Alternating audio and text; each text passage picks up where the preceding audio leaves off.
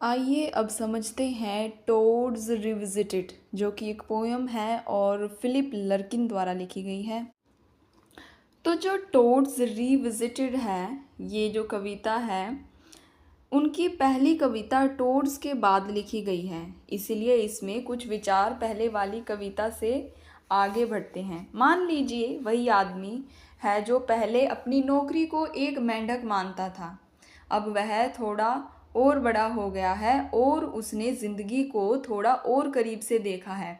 अब वह अब भी देखता है उन लोगों को जो शायद बिना ज़्यादा काम किए मज़े कर रहे हैं, जैसे कि पार्क में घूमने वाले या आराम से बैठे हुए लोग।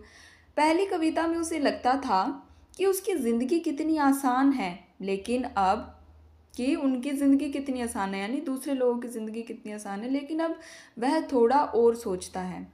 अब उसे लगता है कि शायद उन लोगों की ज़िंदगी उतनी भी आसान नहीं है जितनी दिखती है। शायद उनके पास पैसे की कमी है या उनकी अपनी परेशानियां हो जिनके बारे में वह नहीं जानता। उसे यह भी लगता है कि अगर आप हमेशा सिर्फ आराम करते रहे और कुछ न करें तो ज़िंदगी शायद बोरिंग हो जाएगी, उसमें कोई मतलब नहीं रहेगा। वह सोचता है कि लगातार काम करना भले ही पसंद न हो, लेकिन शायद यह ज़रूरी है। यह आपको एक मकसद देता है, एक पहचान देता है। अगर आप कुछ भी नहीं करते तो आप शायद खुद को बेकार महसूस करेंगे। अब वह अब यह भी सोचता है कि सिर्फ अमीर होना या आराम करना ही ज़िंदगी का सब कुछ नहीं है। ज़िंदगी में कुछ और भी ज़रूरी है। शायद कुछ ऐसा बनना, कुछ हासिल करना या किसी चीज़ में अपना योगदान देना। तो इस कविता में वह आदमी अपनी पहली सोच से थोड़ा आगे बढ़ता है।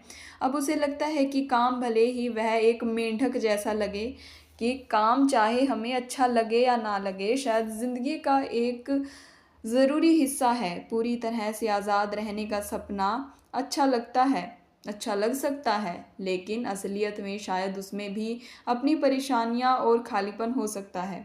यह कविता उस एहसास के बारे में है कि ज़िंदगी में संतुलन ज़रूरी है और काम हमें एक तरह का उद्देश्य और जुड़ाव दे सकता है।